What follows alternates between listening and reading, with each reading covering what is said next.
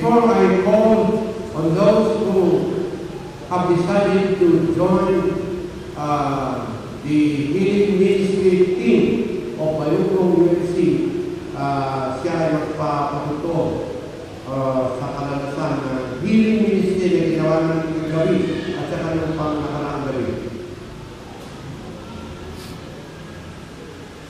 Praise the Lord.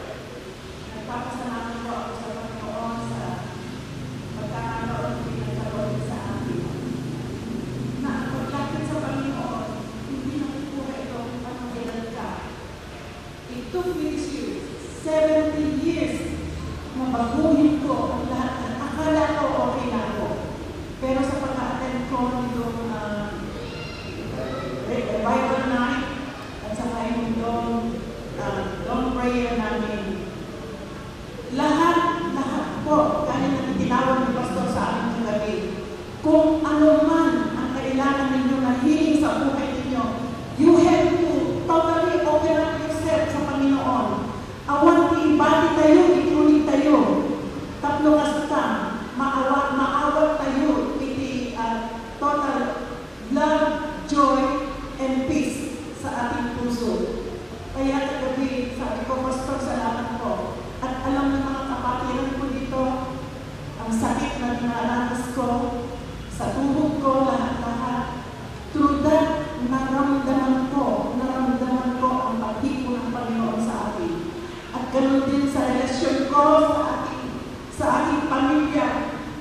Lalo na ako sa sinasabi ng Panginoon sa akin, Betty, kung ano man, yan dinanas mo sa buhay mo, i-open mo lang sarili mo, ipagkaloob mo sa akin. At tama ang Panginoon. Kaya mga kapatid, kung sana buksan natin ito, natin surrender ourselves to God, awan di panagawa ko, napagtalitin ko ang pagpunta natin dito sa harapan, hindi ko pilitan dito. Kung naramdaman natin ang pagpapala ng Panginoon sa buhay natin, that is already enough for us to say, thank you, Lord, thank you for this life. Kaya sinabi ko, use me, Lord, kung saan ako gustong gamitin. And I choose to be in the healing, sa ministry of healing. Sapagkat naramdaman ko ang pagpapagaling ng Panginoon sa buhay ko. I was once lost, and I found Him. I found Jesus in my Christ. Kaya andito ako ngayon. Patuloy ako and hopefully, kasama ko ang aking asawa. I was sometimes, nagpunta siya dito sa harapan. Alam ko, nagkagamitin din siya ng Panginoon para dalawa kami mag-asawa at sisig sa Kanya. Thank you, Lord. Thank you.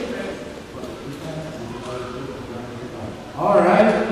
Sabi ng asawa mo, andiyan ba? You are being called. Are you submitting to the call to be members of the healing ministry? Pumunta ka ito. Okay?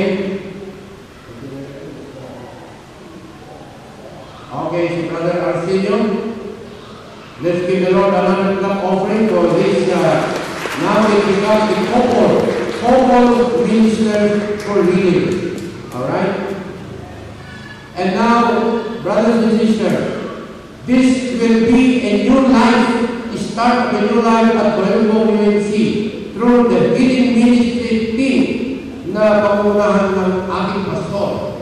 At they will be used in the ministry of healing, LOH.